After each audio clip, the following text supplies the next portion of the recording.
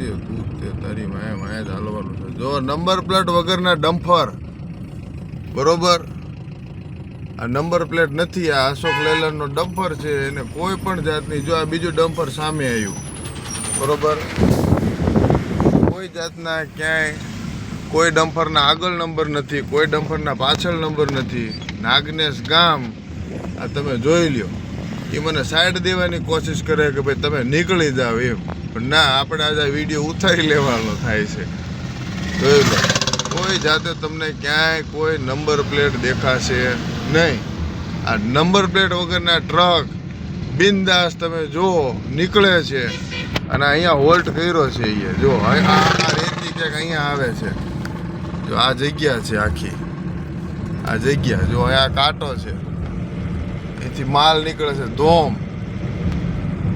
જો ઉપર ઓવરલોડેડ કોઈ તમે જોઈ લ્યો, પાટા મારીને એવા ટ્રક બેસાડેલા છે. તમે જો આગળ એક ટ્રક ઓર જાય છે, લીલા કલરનું કપડું બાંધેલું છે એનું, આપણે જોઈ એમાં નંબર પ્લેટ છે કે નહીં, અને કેટલું ઓવરલોડેડ આ છે. આ તમે રસ્તાની દશા જુઓ. આ છેલ્લે આવા બહુ કિંમતી રોડ ઉપર અમે લીટા પાડી દીધા છે. હાલો આ ખટારો, હાલો આ બીજો ટ્રક આવ્યો. હવે જોઈએ એમાં નંબર પ્લેટ છે કે નહીં. હાલો તમને ઝૂમ કરીએ એટલે એવું ન થાય કે દરબાર ખોટું બોલે છે, બરોબર. જોઈ લેવી આપણે નજીકમાં, નજીક જઈને હું તમને દેખાડું. આમાં કાંઈ કોઈ નંબર પ્લેટ નથી. આ પીળા કલરના કોઈ પતકડા માર્યા છે ધરાહર, તમે જો.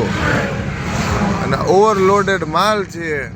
અને બિનદાસ રાણપુર, નાગનેશ, ધંધુકા, વાગડ, બરાનિયા, લો આમાં ક્યાંય કોઈ નંબર પ્લેટ છે નહીં. આ નંબર પ્લેટ નથી, આ ખાલી પીળું સ્ટીકર છે.